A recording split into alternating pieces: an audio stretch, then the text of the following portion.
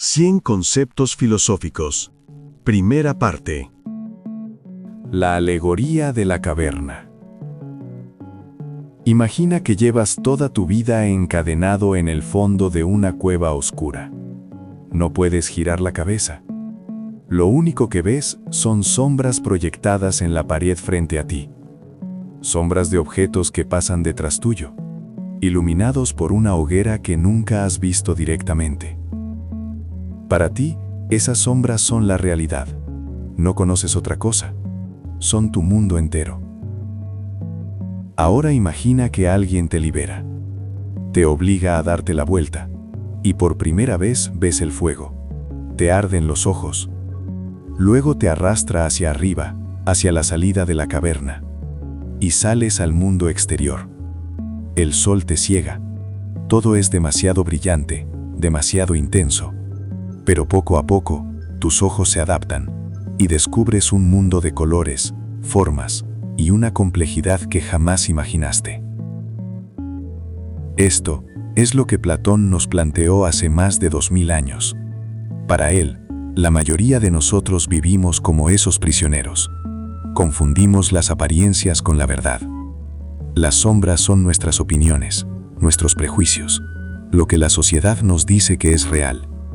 El mundo exterior representa el conocimiento verdadero, las ideas puras, lo que él llamaba las formas. Pero aquí viene la parte más incómoda. ¿Qué pasa cuando vuelves a la caverna e intentas contarle a los demás lo que viste? No te creen, se ríen de ti, incluso podrían querer matarte. ¿Te suena familiar? Piensa en Galileo, en Sócrates mismo, en cualquiera que haya desafiado las verdades aceptadas. La pregunta que Platón nos deja vibrando en el pecho es: ¿y si tú sigues en la caverna? El barco de Teseo. Cuenta la leyenda que Teseo, el héroe ateniense que derrotó al Minotauro, tenía un barco. Los ciudadanos de Atenas lo conservaron como monumento durante siglos. Pero claro, la madera se pudre. Así que, con el tiempo, fueron reemplazando cada tabla podrida por una nueva. Una tabla aquí, otra allá, hasta que un día no quedaba ni una sola pieza original. Y aquí viene la pregunta que ha torturado a filósofos durante milenios. ¿Sigue siendo el barco de Teseo? Piénsalo. Si cada componente fue reemplazado, ¿qué lo hace el mismo barco? Y para hacerlo más interesante, imagina que alguien recoge todas las tablas viejas y construye otro barco con ellas. Ahora tienes dos barcos. ¿Cuál es el verdadero barco de Teseo? Esto no es solo un juego mental sobre barcos antiguos, es una pregunta sobre la identidad. Tu cuerpo reemplaza casi todas sus células cada 7 a 10 años. ¿Eres la misma persona que eras a los 10 años? Tienes recuerdos diferentes, ideas diferentes, tal vez valores completamente distintos. ¿Qué te hace tú? Algunos filósofos dicen que la identidad está en la continuidad. Mientras el proceso de cambio sea gradual y continuo, la identidad se preserva. Otros dicen que la identidad está en la función. Mientras cumpla el mismo propósito, es el mismo barco. Y otros, más radicales, sugieren que la identidad es simplemente una historia que nos contamos a nosotros mismos. El problema del tranvía. Un tranvía avanza sin frenos por las vías. Adelante hay 5 personas atadas a los rieles. Tú estás junto a una palanca que puede desviar el tranvía hacia una vía alternativa, pero en esa otra vía hay una persona. Si no haces nada, mueren 5. Si actúas, muere 1. ¿Qué haces? La mayoría de las personas dice: tiro de la palanca, salvo 5 a costa de 1. Es matemática básica.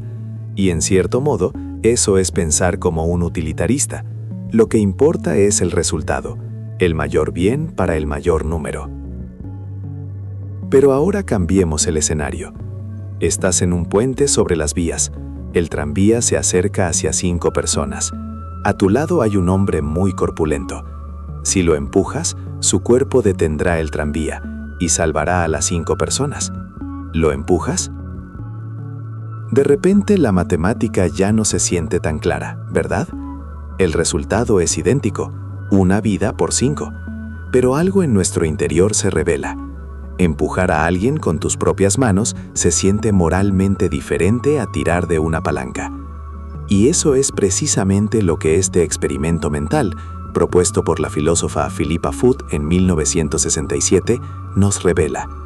Hay una tensión profunda entre nuestras intuiciones morales y el cálculo racional. ¿Importa más lo que haces o cómo lo haces? ¿Es matar diferente de dejar morir? El problema del tranvía no tiene respuesta correcta. Tiene el poder de mostrarte cómo piensas sobre lo correcto y lo incorrecto. Determinismo versus libre albedrío. ¿Elegiste leer esto? ¿O la cadena de eventos que comenzó con el Big Bang hace 13.800 millones de años hizo que inevitablemente terminaras aquí, en este momento, leyendo estas palabras?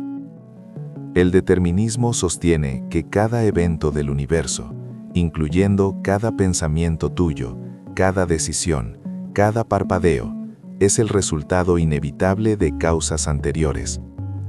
Si conocieras la posición y el estado de cada partícula del universo en un momento dado, podrías predecir todo lo que sucederá después.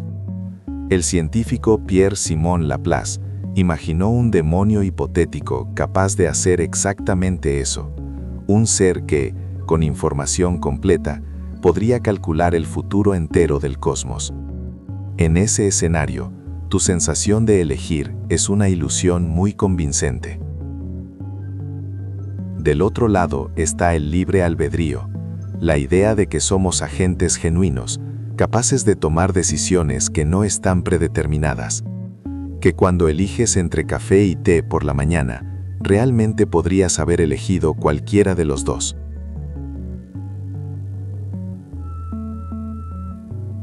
El debate no es solo abstracto, tiene consecuencias enormes.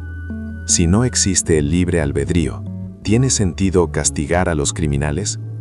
Si un asesino fue programado por su genética, su crianza y las leyes de la física para cometer su crimen, ¿es justo culparlo? ¿Existe la responsabilidad moral en un universo determinista? Algunos filósofos, como los compatibilistas, intentan un camino intermedio. Dicen que el libre albedrío y el determinismo pueden coexistir. Pero esa es otra historia. La angustia existencial. Estás acostado en tu cama a las 3 de la mañana. El techo te devuelve la mirada. Y de pronto, sin invitación, llega esa sensación. Una presión en el pecho. Un vértigo interior. La certeza aplastante de que nada de lo que haces realmente importa. Y sin embargo, tienes que seguir eligiendo. Bienvenido a la angustia existencial. Søren Kierkegaard, el filósofo danés del siglo XIX, la describió como el vértigo de la libertad. No es miedo a algo concreto, a un león, a un examen, a perder el empleo.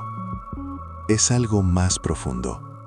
Es la ansiedad de existir, de saber que eres libre y cada elección que haces te define, sin garantía de que estés eligiendo bien. Jean-Paul Sartre lo llevó aún más lejos. Para él, estamos condenados a ser libres. No pedimos nacer, no elegimos nuestra época ni nuestras circunstancias, pero aquí estamos, obligados a darle un sentido a todo esto. Y lo peor, no hay un manual de instrucciones, no hay un destino escrito, no hay excusas. Cada momento es una elección, y cada elección es tuya. La angustia existencial no es una enfermedad.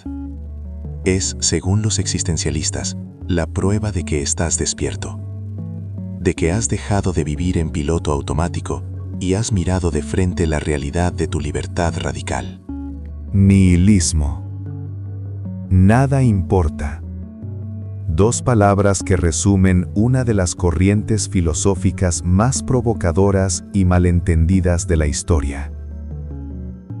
El nihilismo, del latín nihil, nada, sostiene que la vida carece de significado, propósito o valor intrínseco. No hay verdades morales absolutas. No hay un sentido cósmico que descubrir. El universo es indiferente a tu existencia. Friedrich Nietzsche es el nombre más asociado al nihilismo, aunque irónicamente, él no era nihilista. Más bien fue su gran diagnosticador. Nietzsche observó que la cultura occidental había construido todo su sistema de valores sobre la idea de Dios. Y cuando esa idea comenzó a desmoronarse, Dios ha muerto, escribió. Todo lo construido sobre ella amenazaba con colapsar. La moral, el propósito, el sentido de justicia, todo. Pero aquí está el matiz crucial. Nietzsche vio el nihilismo no como un destino final, sino como una etapa de transición, una crisis necesaria, como el momento en que un edificio viejo se derrumba para que puedas construir algo nuevo. Él proponía que, tras atravesar el nihilismo, el individuo podía crear sus propios valores, convertirse en lo que llamó el Übermensch, el superhombre. El peligro del nihilismo no es pensarlo, es quedarse atrapado en él, usarlo como excusa para la apatía, la crueldad o la indiferencia. El nihilismo es una puerta. La pregunta es, ¿la cruzas o te sientas frente a ella para siempre? Solipsismo. ¿Y si eres la única mente que existe? El solipsismo es la posición filosófica más radical sobre la realidad. Sostiene que lo único que puedes saber con certeza es que tu propia mente existe. Todo lo demás, las otras personas, el mundo, el universo, podría ser una construcción de tu conciencia, un sueño elaboradísimo del que nunca has despertado. Suena absurdo, ¿verdad? Pero intenta refutarlo. Adelante, inténtalo. Todo lo que percibes del mundo exterior llega a ti a través de tus sentidos. Y tus sentidos son procesados por tu cerebro. Nunca experimentas la realidad directamente. Solo experimentas tu representación de ella. ¿Cómo puedes demostrar que hay algo ahí afuera, más allá de tu propia experiencia? No puedes preguntarle a otra persona si existe, porque su respuesta también sería parte de tu experiencia. Es como intentar salir de una habitación, cuya puerta también está dentro de la habitación. Casi ningún filósofo serio se declara solipsista. Bertrand Russell bromeaba diciendo que le sorprendía que no hubiera más solipsistas, dado lo bueno que era el argumento. Pero el solipsismo cumple una función importante. Nos recuerda los límites de lo que podemos conocer con absoluta certeza. Y eso, paradójicamente, es bastante humilde. El problema del mal.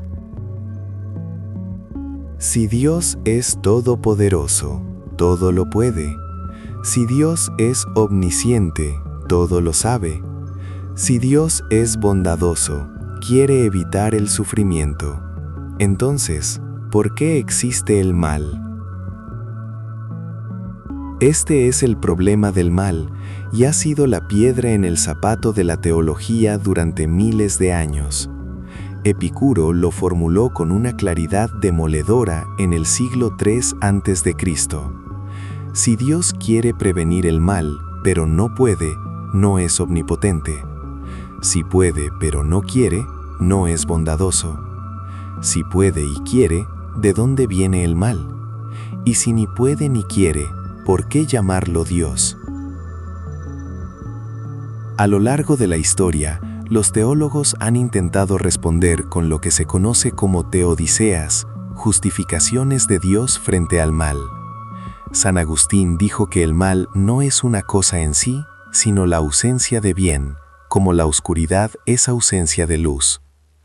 Otros argumentan que el sufrimiento es necesario para el libre albedrío. Dios nos dio la libertad de elegir y eso incluye la libertad de hacer daño. Pero, ¿qué pasa con el sufrimiento que no tiene nada que ver con decisiones humanas? Un terremoto que mata a miles de niños inocentes. Un bebé que nace con una enfermedad terminal. ¿Dónde está el libre albedrío ahí?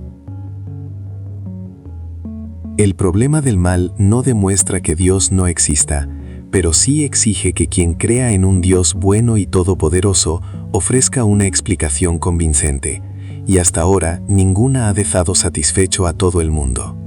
La paradoja del montón. Un grano de arena no es un montón. 2 granos tampoco. 3 tampoco. Si agregas un grano a algo que no es un montón, sigue sin ser un montón, ¿correcto? Pero si sigues aplicando esa lógica, grano por grano, nunca llegarás a tener un montón. Y sin embargo, 10.000 granos de arena claramente son un montón. ¿En qué momento exacto dejó de ser unos granos y se convirtió en un montón? Esta es la paradoja sorites, del griego soros, montón, y ataca algo que damos por sentado, que nuestros conceptos tienen límites claros. Piénsalo con otros ejemplos. ¿Cuántos cabellos tienes que perder para ser calvo? Si arrancas un pelo a una persona con cabello abundante, sigue sin ser calva. Arranca otro y otro. ¿En qué pelo exacto se convierte en calva? ¿A qué edad dejas de ser joven? ¿Cuántos euros necesitas para ser rico? ¿Cuántas hojas le puedes quitar a un libro antes de que deje de ser un libro? La paradoja revela que muchos de nuestros conceptos son inherentemente vagos. No tienen fronteras nítidas, sino zonas grises. Y eso tiene implicaciones serias en la ley, en la ciencia, en la ética. La filosofía del lenguaje lleva siglos lidiando con esto, y la respuesta sigue sin ser del todo satisfactoria. Dualismo versus monismo. ¿De qué estás hecho? ¿Eres un cuerpo que tiene una mente o una mente que tiene un cuerpo? ¿O son la misma cosa? El dualismo, defendido famosamente por René Descartes en el siglo XVII, dice que existen 2 sustancias fundamentales: la mente, res cogitans, cosa pensante, y el cuerpo, res extensa, cosa extensa. Tu cuerpo ocupa espacio, está sujeto a las leyes de la física, se puede medir y pesar. Tu mente, en cambio, piensa, siente, imagina, pero no tiene ubicación física. Son naturalezas radicalmente distintas. El problema inmediato: si mente y cuerpo son sustancias diferentes, ¿cómo interactúan? Cuando decides levantar tu brazo, ¿cómo una entidad no física, tu voluntad, mueve una entidad física, tu brazo? Descartes propuso que la glándula pineal en el cerebro era el punto de conexión, pero eso nunca convenció a nadie. Del otro lado está el monismo, la idea de que solo existe una sustancia fundamental. Los materialistas dicen que todo es materia. Tu mente es simplemente lo que hace tu cerebro, como la digestión es lo que hace tu estómago. Los idealistas, al contrario, dicen que todo es mente o conciencia, y la materia es una manifestación de ella. ¿Eres un fantasma pilotando un robot de carne? ¿O eres un sistema biológico increíblemente complejo que genera la ilusión de tener un yo interior? La respuesta que elijas cambia fundamentalmente cómo ves todo lo demás. Relativismo moral. Para los antiguos espartanos, abandonar a un bebé débil en las montañas era un acto de responsabilidad cívica. Para nosotros es un horror impensable. ¿Quién tiene razón? El relativismo moral sostiene que no existen verdades morales universales. Lo que es bueno o malo depende de la cultura, la época, el contexto. No hay un estándar objetivo desde el cual juzgar. Los aztecas no estaban equivocados al practicar sacrificios humanos, simplemente operaban bajo un sistema moral diferente al nuestro. Hay algo atractivo en esta idea. Nos invita a la humildad cultural, a no imponer nuestros valores sobre otros pueblos, a reconocer que nuestra moral no cayó del cielo, sino que fue construida históricamente. Muchos avances en tolerancia y respeto a la diversidad tienen raíces en el pensamiento relativista. Pero el relativismo también tiene un lado oscuro. Si toda moral es igualmente válida, ¿cómo condenamos la esclavitud, el genocidio o la tortura? Si un dictador dice que en su cultura está bien exterminar a una minoría, no tenemos derecho a decir que está objetivamente mal. Los críticos argumentan que el relativismo se refuta a sí mismo.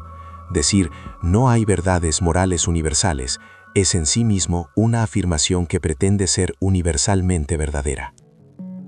El debate entre relativismo moral y universalismo moral sigue vivo, y la tensión entre respetar la diversidad y defender derechos humanos fundamentales es uno de los grandes dilemas de nuestro tiempo. Tabula rasa. Cuando naciste, ¿tu mente era una página en blanco? John Locke, filósofo inglés del siglo XVII, argumentó que sí. Llamó a la mente del recién nacido una tabula rasa, una tableta raspa, una pizarra sin escribir. No nacemos con ideas innatas, ni con conocimientos previos, ni con nociones precargadas de bien y mal. Todo lo que somos, todo lo que sabemos, todo lo que creemos, lo adquirimos a través de la experiencia. Nuestros sentidos, nuestra educación, nuestro entorno. Esto fue revolucionario. Si nacemos como pizarras en blanco, entonces las diferencias entre las personas no se deben a una naturaleza fija, sino al ambiente. Un niño nacido en la pobreza no es inherentemente inferior a uno nacido en la riqueza. Simplemente tuvo experiencias diferentes. Esto tiene implicaciones políticas enormes. Justifica la educación universal, la igualdad de oportunidades, la responsabilidad social. Pero, ¿es verdad? La ciencia moderna sugiere que no del todo. La genética influye en temperamento, en predisposiciones, en ciertas capacidades cognitivas. Noam Chomsky argumentó que nacemos con una estructura innata para el lenguaje. Los estudios con gemelos idénticos separados al nacer muestran similitudes asombrosas que no pueden explicarse solo por el ambiente. La verdad probablemente está en un punto intermedio. No somos pizarras completamente en blanco, pero tampoco estamos completamente predeterminados. Somos más bien un cuaderno con líneas, donde la estructura está dada, pero lo que escribimos depende de nosotros. El absurdo. Imagina a Sísifo. Los dioses lo condenaron a empujar una roca enorme hasta la cima de una montaña, solo para verla rodar de nuevo hasta abajo. Y repetir, para siempre. Sin fin, sin propósito, sin recompensa. Albert Camus miró esa imagen y dijo, esa es tu vida. El absurdo, en la filosofía de Camus, no es simplemente algo gracioso o sin sentido, es algo muy específico. Es la colisión entre dos fuerzas. Por un lado, la necesidad humana desesperada de encontrar significado, orden, propósito en el universo.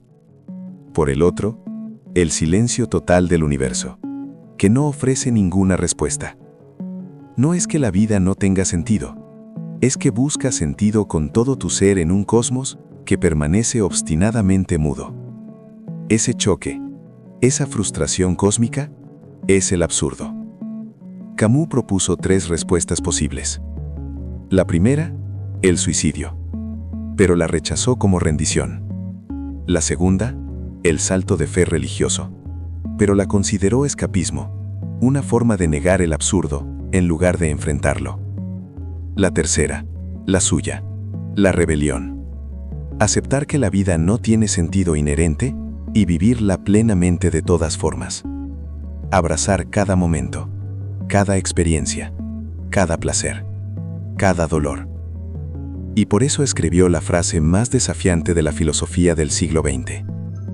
Hay que imaginarse a Sísifo feliz. El eterno retorno. Friedrich Nietzsche te lanza el siguiente desafío.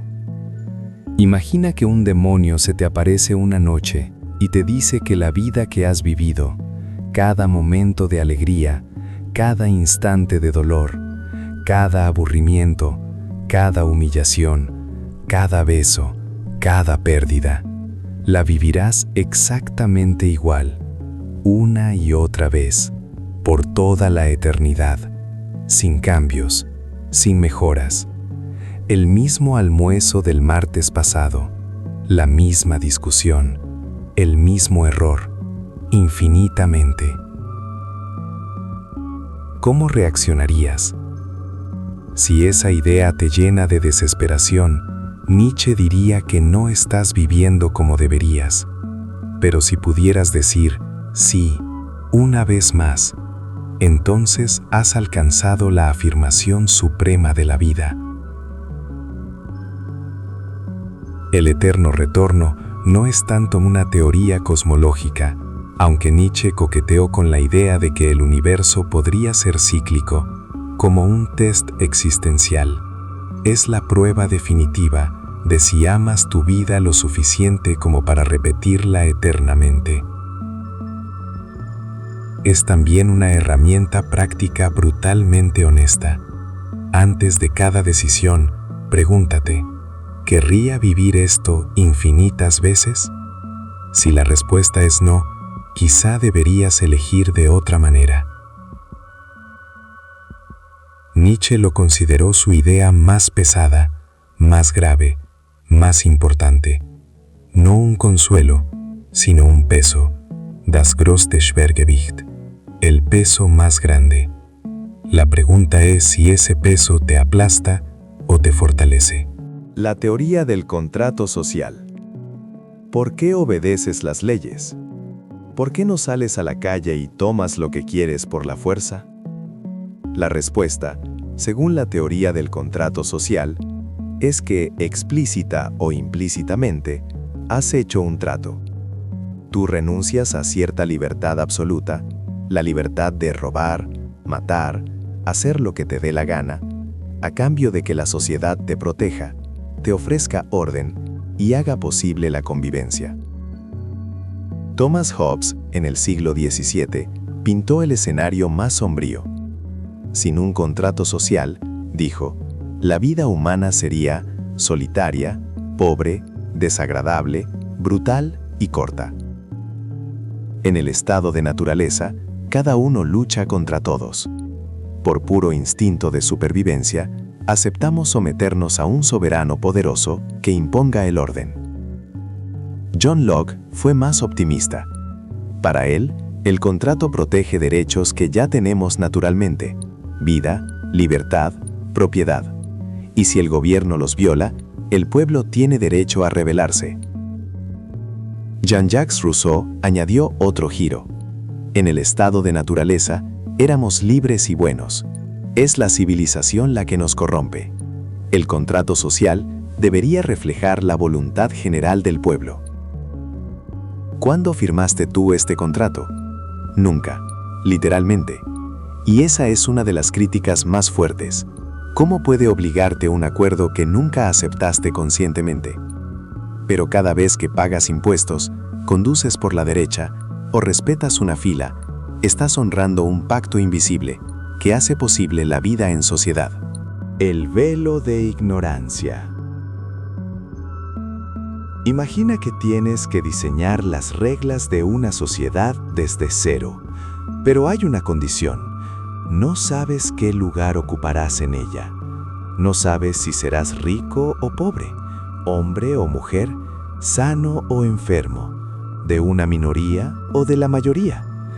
Estás detrás de un velo de ignorancia que te oculta tu propia identidad futura. ¿Qué reglas diseñarías?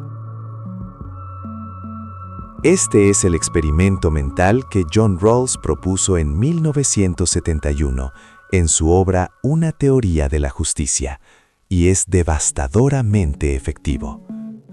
Porque si no sabes si serás el más rico o el más pobre, probablemente diseñarás un sistema que proteja a los más vulnerables, no por bondad, sino por puro interés propio racional.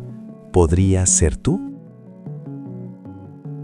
Rawls argumentó que desde esta posición hipotética, las personas racionales elegirían dos principios fundamentales.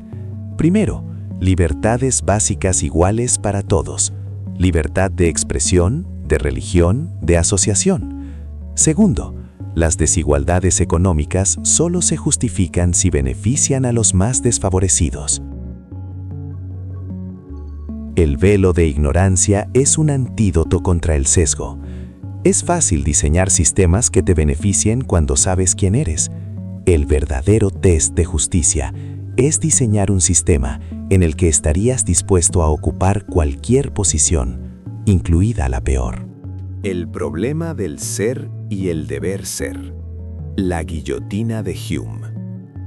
David Hume, el filósofo escocés del siglo XVIII, notó algo que parece obvio, pero que casi nadie respeta. Hay un abismo lógico entre lo que es y lo que debería ser. De que algo sea natural, no se sigue que sea bueno. De que algo exista, no se sigue que deba existir. Los animales más fuertes dominan a los débiles en la naturaleza. Eso es un hecho. Por lo tanto, es correcto que los fuertes dominen a los débiles en la sociedad humana. Eso es un salto lógico completamente injustificado. Hume señaló que en innumerables argumentos morales, los autores pasan subrepticiamente del es al debe sin ninguna justificación. La naturaleza humana es egoísta, por lo tanto deberíamos ser egoístas. Las mujeres históricamente han sido subordinadas, por lo tanto deberían serlo. Cada uno de esos saltos es una falacia. La guillotina de Hume los corta de raíz. Esto no significa que los hechos sean irrelevantes para la moral. Claro que necesitamos información sobre cómo es el mundo para tomar decisiones éticas. Pero el paso del hecho al valor requiere premisas adicionales, premisas morales que no pueden derivarse puramente de la observación. La próxima vez que alguien te diga así son las cosas como justificación de que así deberían ser, recuerda a Hume y su guillotina. Hedonismo. ¿Y si el propósito de la vida fuera simplemente disfrutar? El hedonismo, del griego hedoné, placer, sostiene que el placer es el bien supremo y el dolor es el mal supremo. Toda acción humana, en última instancia, busca maximizar el placer y minimizar el sufrimiento. Epicuro, en el siglo III a.C., es el nombre más asociado al hedonismo, pero su versión no era la orgía de excesos que muchos imaginan. Para Epicuro, los placeres más elevados eran los simples: una buena conversación con amigos, un trozo de pan, un jardín tranquilo, la ausencia de dolor. Comer demasiado produce indigestión, beber en exceso produce resaca. El verdadero hedonista, paradójicamente, es moderado. Jeremy Bentham, en el siglo XVIII, intentó incluso crear un cálculo de felicidad, una fórmula para medir el placer según su intensidad, duración, certeza, proximidad y alcance. ¿Puedes cuantificar la alegría como cuantificas la temperatura? Bentham creía que sí. John Stuart Mill añadió una distinción crucial: no todos los placeres son iguales. Es mejor ser un Sócrates insatisfecho que un cerdo satisfecho. Los placeres intelectuales y morales son superiores a los meramente físicos.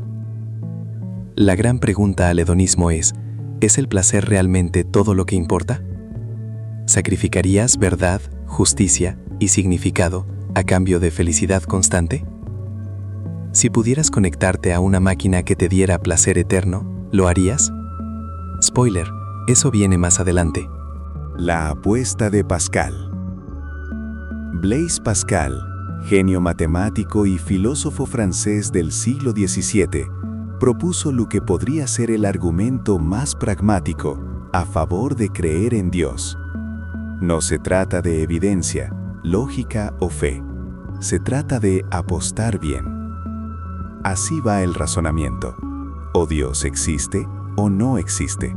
No podemos saberlo con certeza, pero tenemos que vivir de alguna manera. Así que implícitamente estamos apostando en una dirección u otra. Si apuestas a que Dios existe y vives en consecuencia, si Dios existe, ganas todo: vida eterna, salvación, gloria infinita. Si Dios no existe, pierdes poco, algunas restricciones morales, algo de tiempo en la iglesia. Si apuestas a que Dios no existe, si Dios no existe, ganas poco, algo de libertad extra. Si Dios existe, pierdes todo, condenación eterna. La conclusión de Pascal es racionalmente superior a apostar por Dios. La ganancia potencial es infinita, la pérdida potencial es finita. Es pura teoría de juegos. Pero las críticas son numerosas. ¿A cuál Dios apostamos? Hay miles de religiones. ¿Y si apostamos al Dios equivocado? Y eso enfurece al verdadero. Además, ¿puede uno realmente elegir creer? La fe no es un interruptor que enciendes por conveniencia. ¿Y un Dios omnisciente no detectaría que tu fe es un cálculo frío y no una creencia genuina? Cogito ergo sum. Pienso, luego existo. René Descartes decidió dudar de todo. En sus meditaciones de 1641, se propuso un proyecto radical: destruir todas sus creencias y reconstruir el conocimiento desde cero, aceptando solo lo que fuera absolutamente indudable. ¿Los sentidos? Nos engañan. A veces vemos espejismos, confundimos sueños con realidad. ¿Las matemáticas? Quizá un demonio malvado. Más sobre esto después. Está manipulando su mente para que crea que 2 más 2 es 4, cuando en realidad no es así. El mundo exterior podría ser una ilusión completa. Descartes dudó de todo.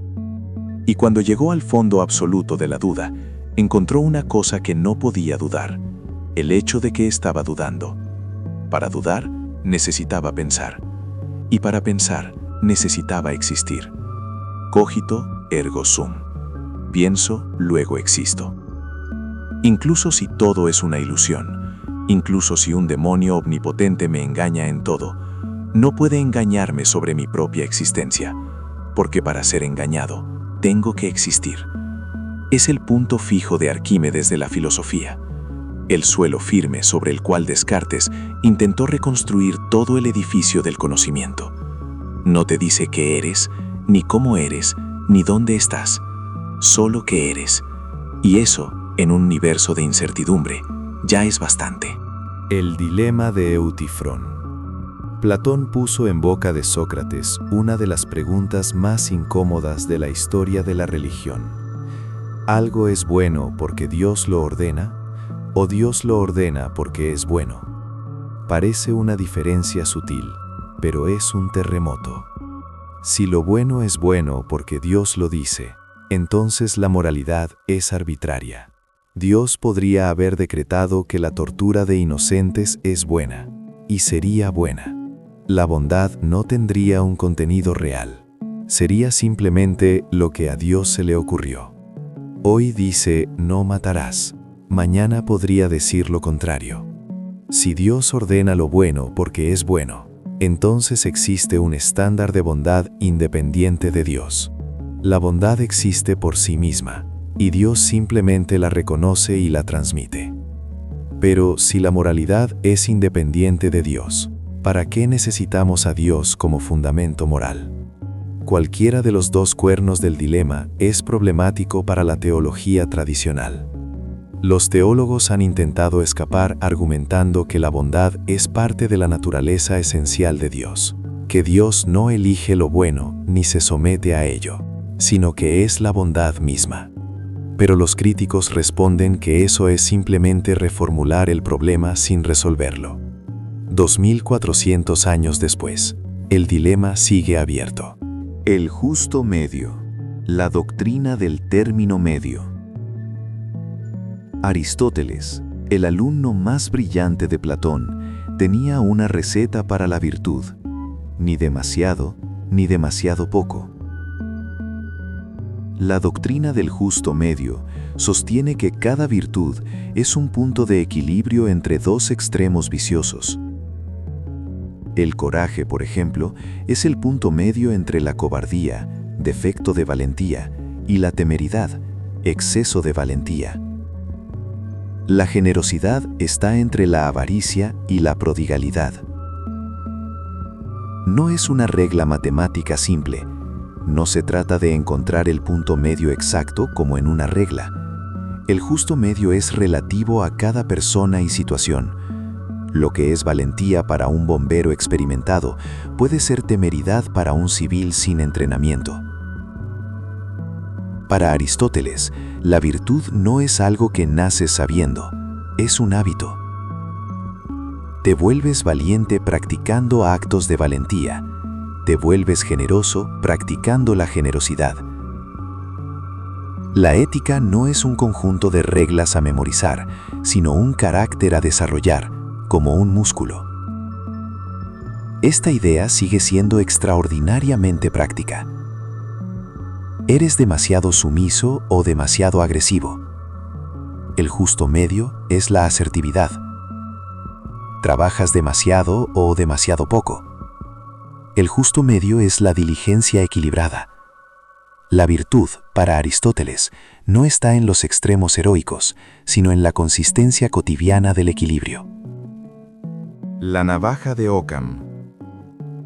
Si escuchas cascos en la calle, piensa en caballos, no en cebras. Guillermo de Ockham, fraile franciscano del siglo XIV, nos legó un principio que ha guiado el pensamiento científico durante siglos.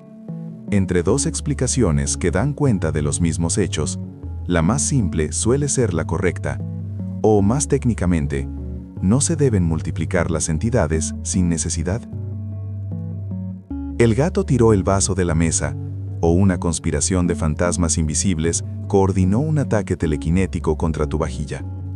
Ambas explicaciones explican el vaso roto en el suelo, pero una requiere mucha menor maquinaria conceptual.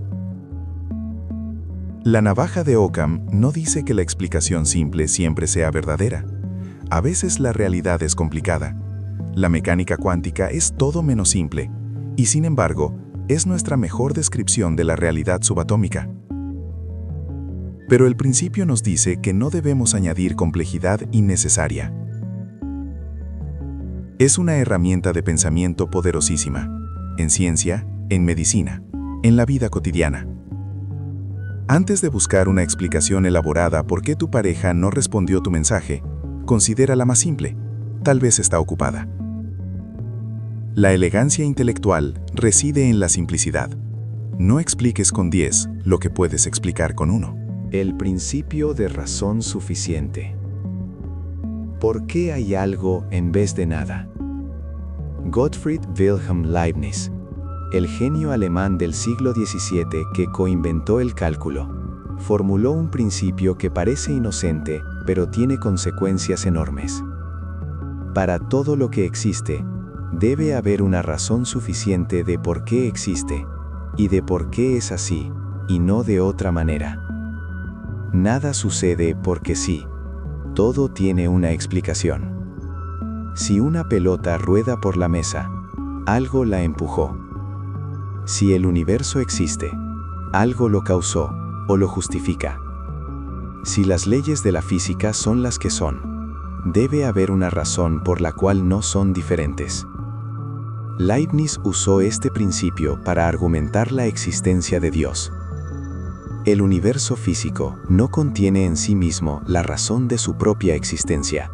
Podría no haber existido. Por lo tanto, debe haber una razón suficiente fuera del universo, un ser necesario que existe por su propia naturaleza. Pero, ¿es el principio verdadero? La mecánica cuántica parece sugerir que algunos eventos, como la desintegración radioactiva, ocurren sin causa determinada. ¿Son genuinamente aleatorios o simplemente no hemos encontrado la razón aún? Si aceptas el principio, te comprometes con un universo racional hasta el fondo.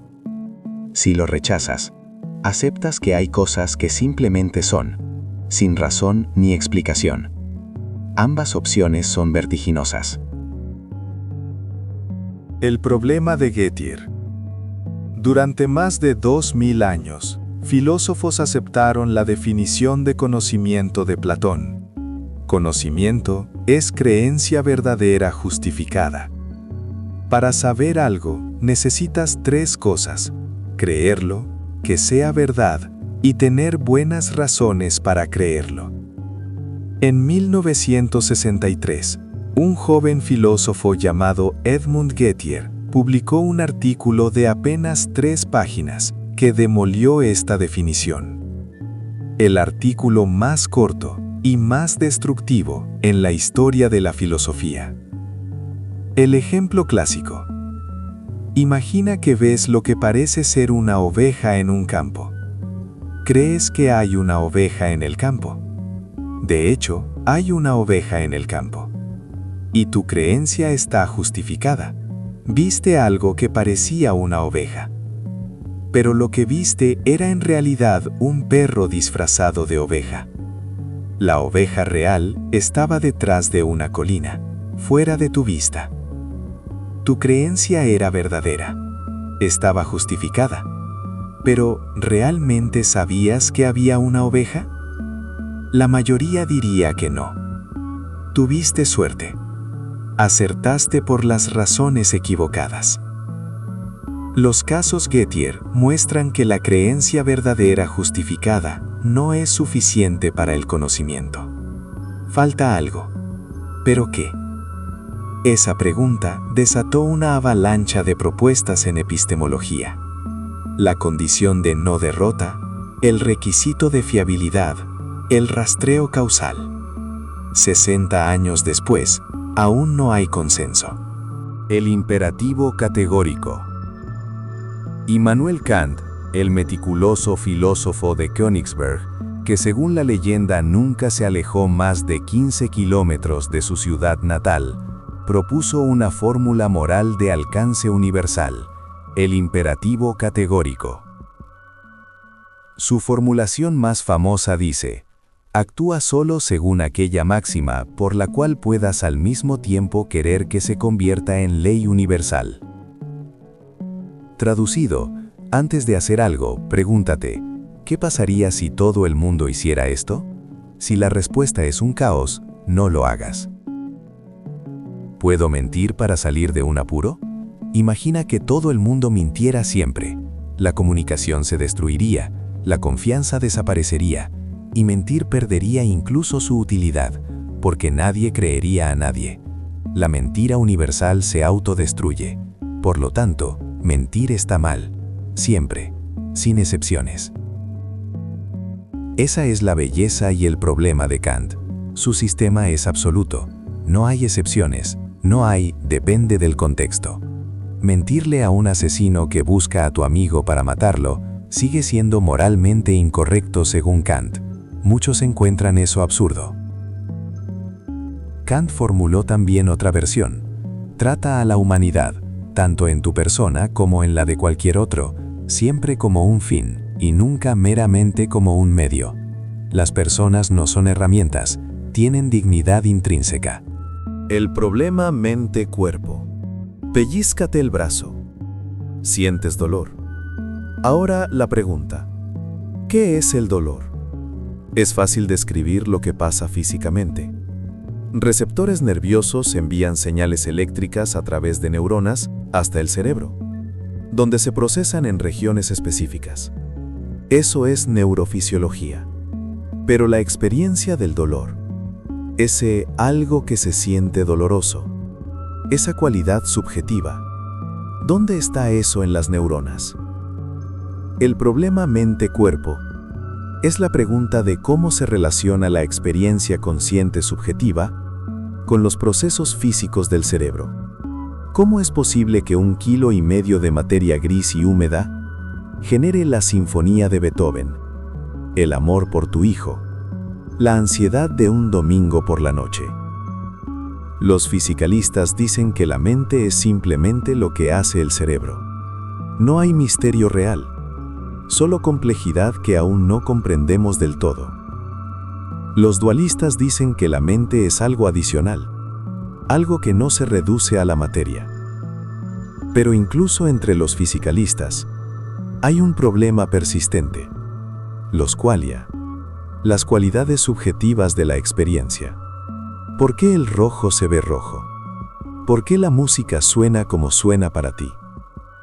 Un neurocientífico podría mapear cada neurona de tu cerebro mientras ves un atardecer, y nunca encontraría el atardecer dentro del cerebro. Este es uno de los problemas más difíciles de la filosofía, y no estamos ni cerca de resolverlo. Acrasia, la debilidad de la voluntad. Sabes que deberías ir al gimnasio. Sabes que el sofá no te hará más sano. Sabes exactamente cuál es la mejor decisión. Y sin embargo, abres Netflix. Esto es acrasia. Actuar en contra de tu mejor juicio. Saber lo que deberías hacer y no hacerlo. Para Sócrates, esto era literalmente imposible. Si realmente sabes qué es lo bueno, argumentaba, lo harás. Si no lo haces, es porque en realidad no sabes, solo crees saber. Nadie elige el mal voluntariamente. El mal es siempre producto de la ignorancia. Aristóteles no estaba de acuerdo. Él observó lo que todos observamos. Las personas actúan en contra de lo que saben que es correcto todo el tiempo. El fumador sabe que fumar mata. El procrastinador sabe que el plazo se acerca. El infiel sabe que está traicionando. Saben y aún así lo hacen. Aristóteles explicó la acrasia como un fallo del carácter. Las emociones y los apetitos nublan temporalmente el juicio racional. La psicología moderna confirma a Aristóteles con creces. Los estudios sobre autocontrol, sesgo del presente, gratificación instantánea versus recompensa diferida, todos documentan nuestra tendencia sistemática a sabotear nuestro propio bienestar. La acrasia es quizá el concepto filosófico más universal. Todos la vivimos. La pregunta no es si existe, sino cómo la superamos. Materialismo dialéctico. Karl Marx tomó la filosofía de Hegel, que veía la historia como el despliegue del espíritu a través de contradicciones, y la puso patas arriba. Para Marx, lo que mueve la historia no son las ideas, sino las condiciones materiales. ¿Quién posee los medios de producción? ¿Quién trabaja? ¿Quién se beneficia? El materialismo dialéctico funciona así. En toda sociedad hay una contradicción fundamental, una tensión entre fuerzas opuestas. En el feudalismo, entre señores y siervos. En el capitalismo, entre la burguesía, dueños de fábricas, bancos, tierra, y el proletariado, los trabajadores que venden su fuerza de trabajo. Esta tensión es la tesis y la antítesis. Coexisten, pero no pacíficamente. La contradicción se intensifica hasta que estalla, produciendo una síntesis, un nuevo orden social. El feudalismo dio paso al capitalismo. El capitalismo, según Marx, inevitablemente daría paso al socialismo y eventualmente al comunismo. Para Marx, la filosofía no debería limitarse a interpretar el mundo, sino a transformarlo. Las ideas no flotan en un cielo abstracto, están enraizadas en relaciones económicas concretas. Tu moral, tu religión, tu arte, tu política, todo es, en mayor o menor medida, un reflejo de tu posición en la estructura económica. ¿Fue Marx profético o utópico? El debate continúa, pero su análisis de cómo las condiciones materiales moldean la conciencia humana sigue siendo una de las herramientas intelectuales más influyentes de la historia. La máquina de experiencias. Robert Nozick, filósofo estadounidense, propuso en 1974 un experimento mental demoledor. Imagina que existe una máquina capaz de darte cualquier experiencia que desees. ¿Quieres sentir que escribiste una gran novela? la máquina te lo hace experimentar con total realismo. ¿Quieres sentir que viajaste al espacio? ¿Que encontraste el amor perfecto? ¿Que salvaste vidas? La máquina simula todo eso. Mientras estás conectado, no puedes distinguir la simulación de la realidad. La felicidad es completa y permanente. ¿Te conectarías para siempre? Si el placer y la felicidad fueran lo único que importa, como argumentan los hedonistas, la respuesta lógica sería sí. ¿Por qué no? La experiencia subjetiva es idéntica. Pero la mayoría de las personas dice que no. Y esa negativa revela algo profundo. Valoramos cosas más allá del placer. Valoramos la autenticidad. Queremos realmente hacer cosas, no solo sentir que las hicimos. Queremos ser cierto tipo de persona, no solo tener la experiencia de serlo. Queremos contacto real con la realidad. Nozick usó este experimento para desafiar al utilitarismo hedonista y argumentar que la vida buena no se reduce a estados mentales placenteros. Hay algo en la realidad, en la verdad, en la conexión genuina con el mundo, que tiene valor intrínseco. La ironía es que en la era de la realidad virtual, las redes sociales y las vidas curadas digitalmente, la máquina de experiencias ya no es tan hipotética. Utilitarismo. La fórmula suena simple. El mayor bien para el mayor número. Esa es la esencia del utilitarismo, la teoría moral desarrollada por Jeremy Bentham y refinada por John Stuart Mill en los siglos XVIII y XIX. Una acción es moralmente correcta si produce más felicidad o menos sufrimiento que cualquier alternativa disponible. No importa la intención, no importa quién se beneficia. Lo que importa es el resultado neto de bienestar. El utilitarismo es extraordinariamente poderoso. ¿Deberíamos gastar millones en una obra de arte cuando ese dinero podría alimentar a miles? El utilitarista tiene una respuesta clara. ¿Deberíamos permitir la tortura de un terrorista si eso salva 100 vidas? El cálculo utilitarista dice que sí, y ahí empiezan los problemas. Porque el utilitarismo puede justificar cosas horribles si las matemáticas salen bien. ¿Matar a un inocente para salvar a 5? Utilitaristamente correcto. Sacrificar los derechos de una minoría si eso beneficia a la mayoría podría justificarse. Mill intentó refinar la teoría distinguiendo entre placeres superiores e inferiores y defendiendo los derechos individuales como reglas que, a largo plazo, maximizan la utilidad general. Pero la tensión fundamental permanece. ¿Las personas son fines en sí mismas o fichas en un cálculo de bienestar? El utilitarismo ha moldeado políticas públicas, economía, bioética y derecho. Es imperfecto, pero innegablemente influyente.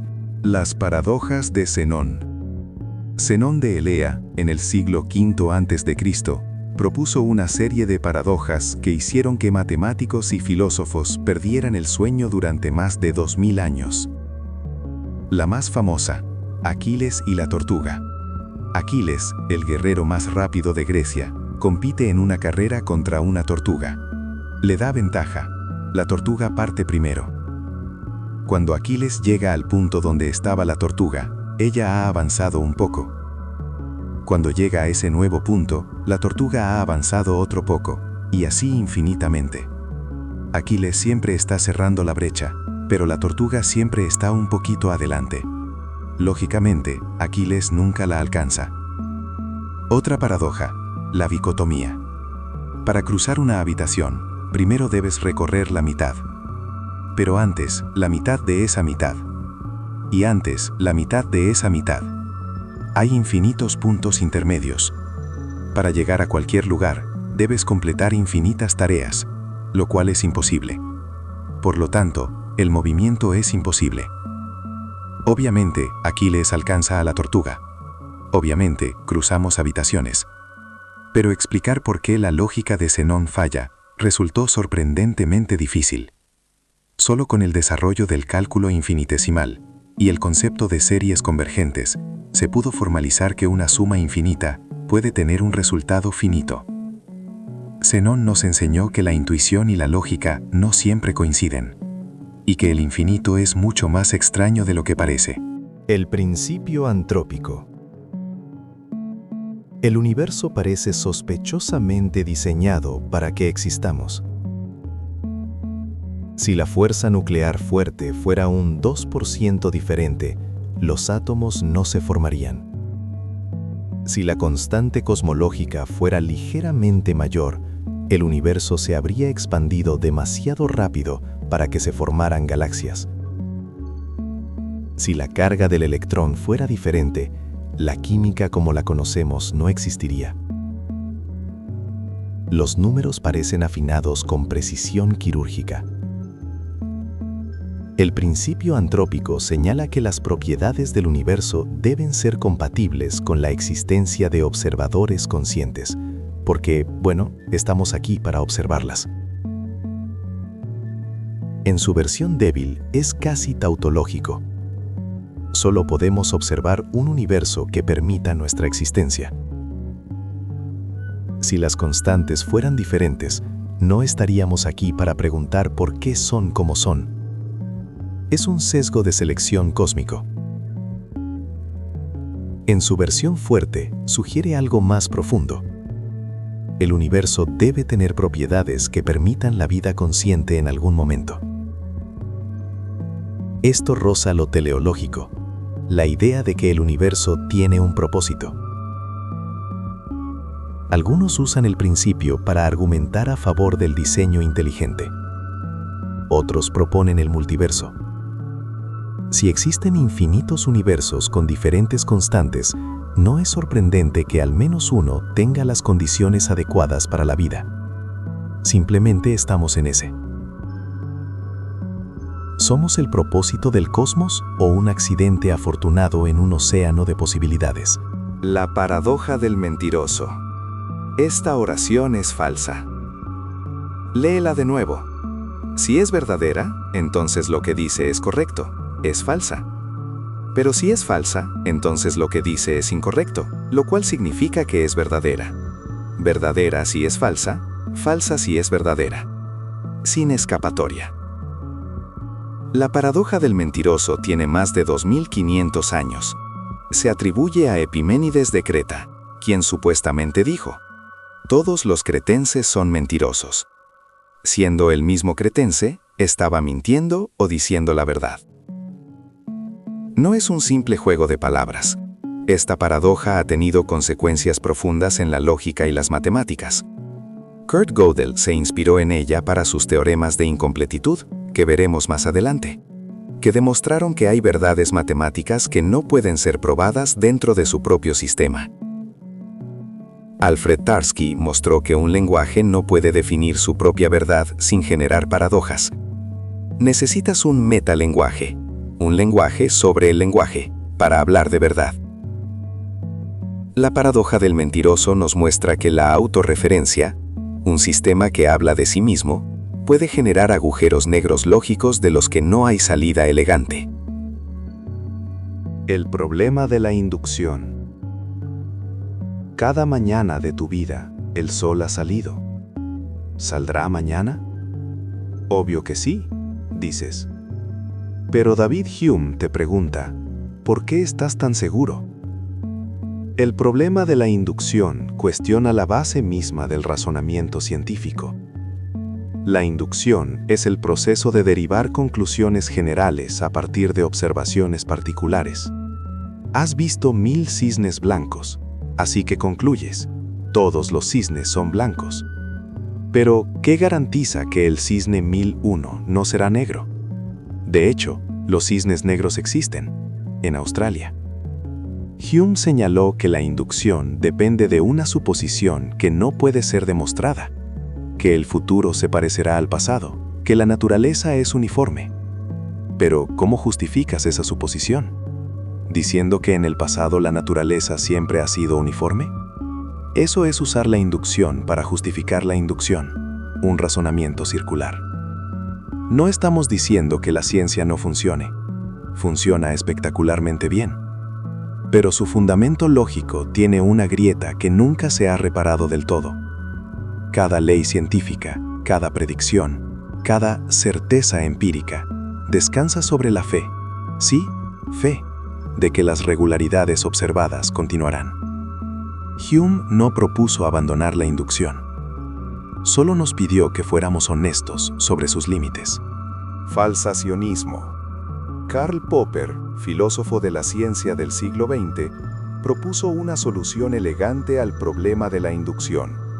No necesitamos verificar las teorías científicas, necesitamos intentar destruirlas. El falsacionismo dice que una teoría científica no se define por lo que puede probar, sino por lo que puede refutar. Una buena teoría hace predicciones que podrían ser falsas. Si no hay ninguna observación concebible que pudiera demostrar que tu teoría está equivocada, entonces tu teoría no es científica. Todos los cisnes son blancos es una afirmación científica porque puede ser refutada. Basta encontrar un cisne negro. El universo fue creado por un ser invisible e indetectable que no deja evidencia, no es científica, porque ninguna observación podría refutarla. Popper usó este criterio para distinguir la ciencia de la pseudociencia. La física de Einstein era científica porque hacía predicciones arriesgadas que podían fallar, y no fallaron. El marxismo y el psicoanálisis freudiano, argumentó Popper, no eran científicos, porque podían explicar cualquier resultado después de que ocurriera, sin haber predicho nada específico de antemano. La ciencia no avanza probando que tiene razón, avanza descartando lo que está mal. Cada teoría sobreviviente es simplemente una que aún no hemos logrado destruir. El efecto mariposa. ¿Puede el aleteo de una mariposa en Brasil desencadenar un tornado en Texas? Edward Lorenz, meteorólogo del MIT, descubrió en 1961 algo que cambiaría nuestra comprensión del universo. Mientras ejecutaba simulaciones climáticas en su computadora, redondeó un número de 0.526127 a 0.506, una diferencia de apenas 0.000127. El resultado, predicciones climáticas completamente diferentes. Esto es el efecto mariposa. En sistemas complejos, diferencias infinitesimales en las condiciones iniciales pueden producir resultados radicalmente distintos. Es el corazón de la teoría del caos. No significa que todo sea aleatorio. Los sistemas caóticos siguen reglas deterministas, pero son tan sensibles a las condiciones iniciales que en la práctica son impredecibles a largo plazo. El clima sigue las leyes de la física, pero predecirlo más allá de unos días es casi imposible. Las implicaciones filosóficas son enormes. Si el universo es un sistema caótico, incluso la más pequeña variación, una molécula diferente, una decisión insignificante, puede cambiar el curso de la historia. ¿Qué habría pasado si tus padres no se hubieran conocido? Si hubieras girado a la izquierda en vez de a la derecha aquel martes. El efecto mariposa nos dice que vivimos en un universo donde lo minúsculo importa, donde la insignificancia es una ilusión. La paradoja de la lotería. Imagina una lotería con 1 millón de boletos. Tomas el boleto número 1. ¿Crees que ganará? No. ¿Es racionalmente justificado creer que no ganará? La probabilidad es de 1 en 1 millón. Lo mismo con el boleto 2, y el 3, y así sucesivamente. Para cada boleto individual, ¿es racional creer que no ganará? Pero sabes con certeza que algún boleto ganará, así que crees simultáneamente que ningún boleto individual ganará y que alguno ganará. ¿Cómo pueden ser ambas creencias racionales?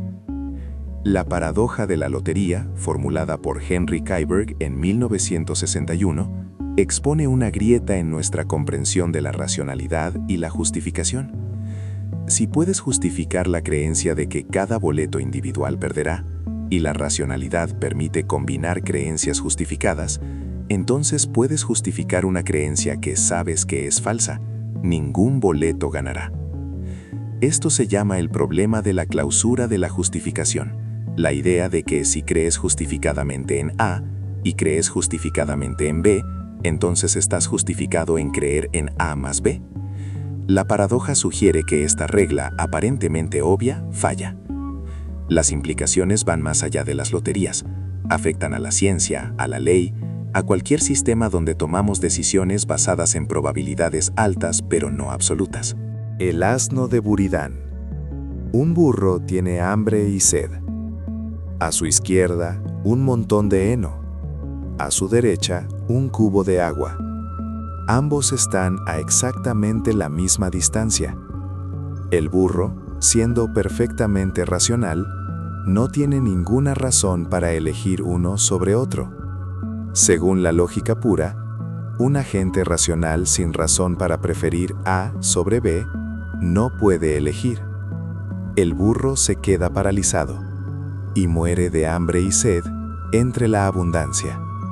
La paradoja del asno de Buridán, irónicamente, Buridán nunca la formuló exactamente así, pone en evidencia una limitación del racionalismo extremo. Si la acción requiere siempre una razón suficiente, y no hay razón para preferir A sobre B, la racionalidad te condena a la parálisis. En la vida real, tomamos decisiones sin razón suficiente constantemente. Elegimos un restaurante sobre otro igual de bueno. Compramos un producto idéntico a otro. La capacidad de actuar arbitrariamente, de elegir sin razón completa, no es una falla de la racionalidad. Es lo que nos salva de la parálisis. ¿Alguna vez has pasado 20 minutos decidiendo qué ver en Netflix y al final no viste nada? Felicidades. Eres el asno de Buridán. Metaética. La ética pregunta, ¿qué debo hacer? La metaética pregunta algo más fundamental. ¿Qué significa deber? Mientras la ética normativa debate si el aborto es correcto o si la pena de muerte es justa, la metaética se aleja un paso y examina la naturaleza misma de las afirmaciones morales. Cuando dices, matar está mal, ¿estás describiendo un hecho objetivo del universo? ¿Estás expresando una emoción? ¿Estás dando una orden? Los realistas morales dicen que existen hechos morales objetivos, tan reales como los hechos científicos. Torturar bebés está mal es verdadero de la misma manera que el agua hierve a 100 grados centígrados es verdadero. Los antirrealistas lo niegan. Para los emotivistas, matar está mal simplemente significa matar, puaj. Es una expresión de disgusto, no una descripción de la realidad. Para los prescriptivistas, es un imperativo disfrazado. No mates. Pueden existir hechos morales sin un observador. La moral es inventada o descubierta. ¿Puede la ciencia responder preguntas morales? La metaética es la filosofía de la filosofía moral. No te dice qué está bien o mal, sino qué significa que algo esté bien o mal. Y esa pregunta, sorprendentemente, sigue sin respuesta definitiva. El argumento de la ilusión. Mira un lápiz parcialmente sumergido en un vaso de agua. Parece doblado, pero no lo está.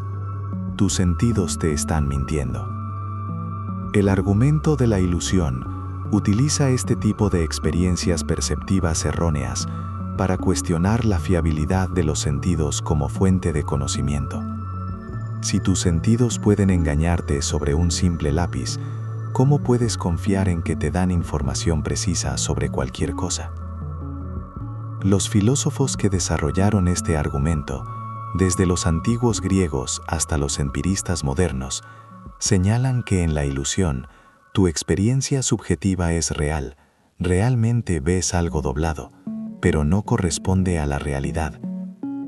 Esto sugiere que lo que percibes no son las cosas en sí mismas, sino representaciones mentales de las cosas, lo que algunos llaman datos de los sentidos, sense data. Si siempre percibes representaciones y nunca la cosa en sí, ¿cómo sabes que tus percepciones normales son más fiables que las ilusiones? ¿Qué criterio usas para distinguir percepción correcta de incorrecta, si ambas son igualmente experiencias subjetivas? El argumento no demuestra que la realidad no exista, pero sí coloca un muro de incertidumbre entre tú y el mundo exterior. El argumento de la pregunta abierta. G. Moore, filósofo británico del siglo XX, hizo una observación aparentemente simple pero devastadora. Imagina que alguien define bueno como aquello que produce placer. Moore dice, puedes aceptar esa definición y aún así preguntar sensatamente, ¿pero es bueno producir placer? La pregunta sigue teniendo sentido. No es como preguntar, ¿son solteros los hombres no casados? Eso sería absurdo, porque soltero y hombre no casado significan lo mismo. El hecho de que la pregunta siga abierta demuestra que bueno no significa simplemente placentero. Y lo mismo ocurre con cualquier otra definición naturalista. Si defines bueno como lo que promueve la supervivencia, puedes preguntar, ¿pero es bueno lo que promueve la supervivencia? La pregunta siempre tiene sentido. Moore concluyó que bueno es una propiedad indefinible, simple, que no puede reducirse a ninguna propiedad natural. Como el color amarillo, puedes describirlo, señalarlo, pero no definirlo en términos de otra cosa. El argumento de la pregunta abierta ha sido central en la metaética y ha influido en debates sobre si la moral puede fundamentarse en la ciencia, la biología o la psicología. Si Moore tiene razón, la bondad no es algo que la ciencia pueda capturar. La muerte del autor. Roland Barthes, crítico literario y semiólogo francés, declaró en 1967 algo que sacudió el mundo de las humanidades. El autor ha muerto. No literalmente, claro. Barthes argumentó que una vez que un texto es publicado, la intención del autor se vuelve irrelevante para su interpretación. El significado de una obra no reside en lo que el autor quiso decir, sino en lo que el lector encuentra en ella. ¿Importa que J.K. Rowling diga que Dumbledore es gay si los libros nunca lo muestran explícitamente? ¿Puede un autor corregir interpretaciones de su propia obra? Para Barthes, no. El texto es un tejido de citas, referencias y ecos culturales que el lector activa según su propia experiencia. El autor es solo el punto de partida. El lector es el destino. Michel Foucault añadió otra capa. La figura del autor es una construcción social que usamos para limitar y controlar el significado de los textos. Decir, esto es lo que Shakespeare quiso decir, es una forma de autoridad que cierra la interpretación. La muerte del autor democratizó la lectura. Tu interpretación de una novela, un poema o una canción es tan válida como la del autor. El texto no le pertenece a quien lo escribió, sino a quien lo lee. La identidad de los indiscernibles. Gottfried Leibniz propuso un principio que suena intuitivo, pero tiene consecuencias radicales. Si dos cosas comparten absolutamente todas sus propiedades, entonces no son dos cosas, sino una sola. Si una manzana A tiene exactamente el mismo color, peso, composición química, posición en el espacio, historia y cada propiedad concebible que una manzana B, entonces A es B. No existen dos objetos genuinamente idénticos en el universo. Parece razonable, pero considera esto. ¿Y si hubiera un universo perfectamente simétrico, con dos esferas idénticas y nada más. Tienen las mismas propiedades, la misma composición, la misma relación con todo lo demás, que es solo la otra esfera. ¿Son la misma esfera? Obviamente no, son dos. Pero según Leibniz, deberían ser una. Max Black propuso exactamente este contraejemplo en 1952. Y los filósofos siguen debatiendo. ¿Es la ubicación espacial una propiedad? Sí, las esferas son distinguibles por su posición. Pero Leibniz probablemente diría que en un universo con solo dos esferas idénticas y simétricas, sus posiciones son indistinguibles. No hay izquierda ni derecha, sin un observador o punto de referencia. La identidad de los indiscernibles nos obliga a preguntarnos, ¿qué hace que algo sea eso y no otra cosa? El problema difícil de la conciencia. David Chalmers, filósofo australiano, dividió el estudio de la conciencia en dos tipos de problemas. Los problemas fáciles, que no son fáciles en absoluto, pero al menos sabemos cómo abordarlos, incluyen explicar cómo el cerebro procesa información, cómo distinguimos estímulos, cómo controlamos el comportamiento. Son problemas de neurociencia, y con suficiente tiempo y tecnología, probablemente los resolveremos. Luego está el problema difícil. ¿Por qué hay experiencia subjetiva?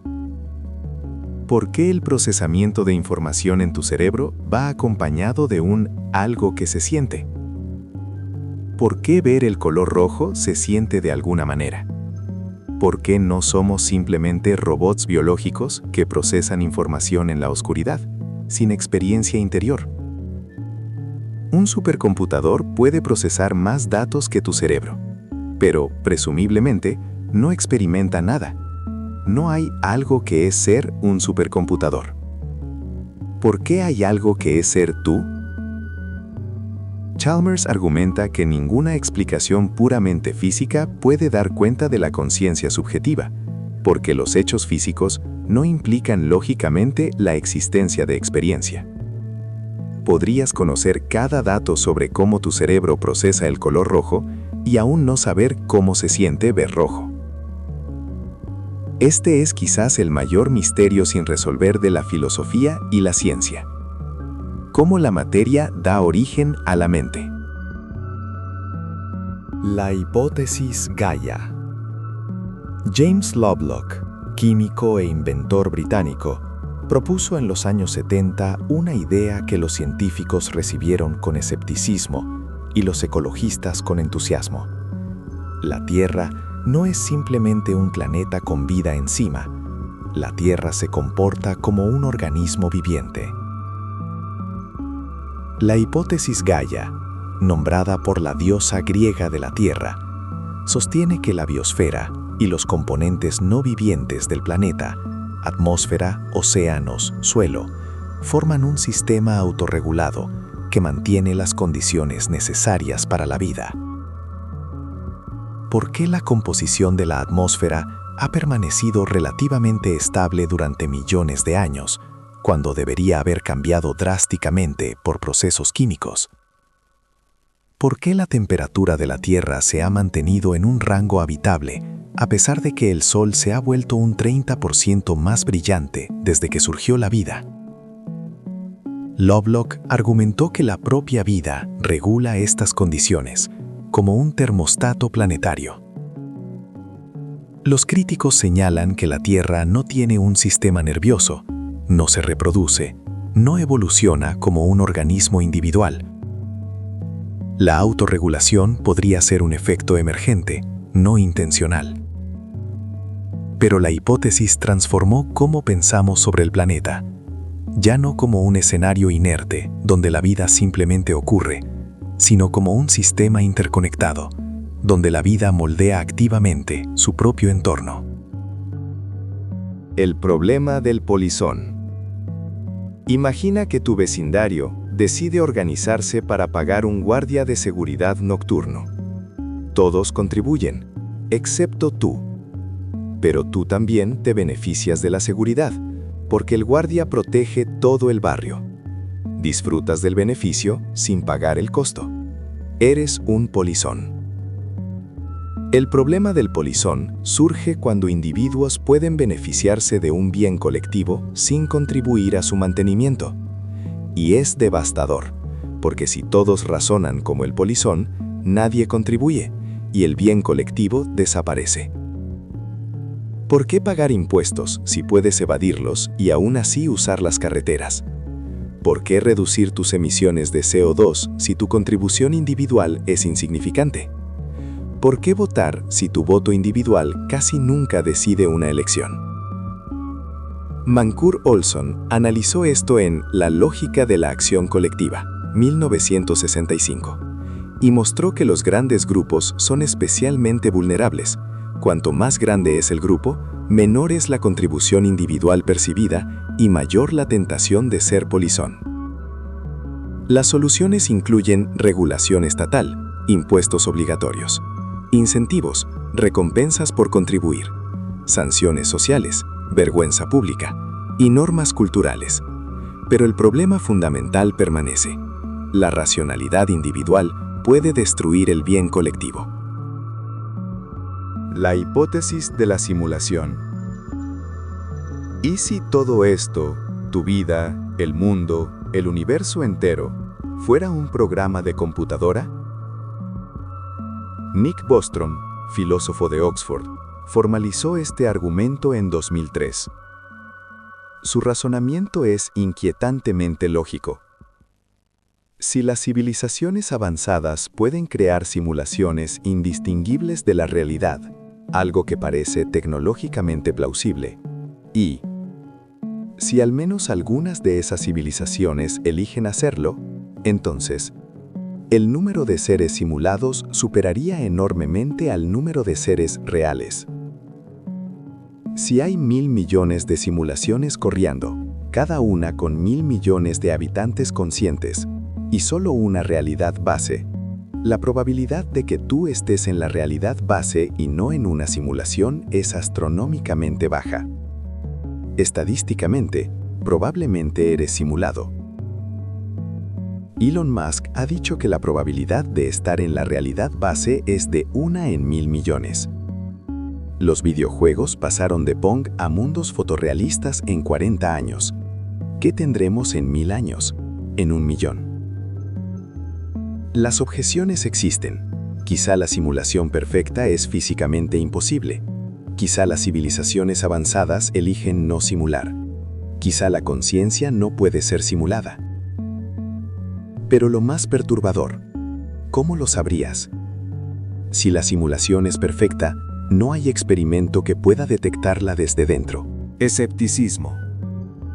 Imagínate que todo lo que crees saber, tu nombre, tu historia, el color del cielo, estuviera construido sobre arena. Eso es, en esencia, lo que plantea el escepticismo, la postura filosófica que cuestiona la posibilidad misma del conocimiento seguro. Esta tradición tiene raíces antiguas. Pirrón de Elis, en el siglo IV a.C., viajó con el ejército de Alejandro Magno hasta la India y al regresar llegó con una conclusión inquietante.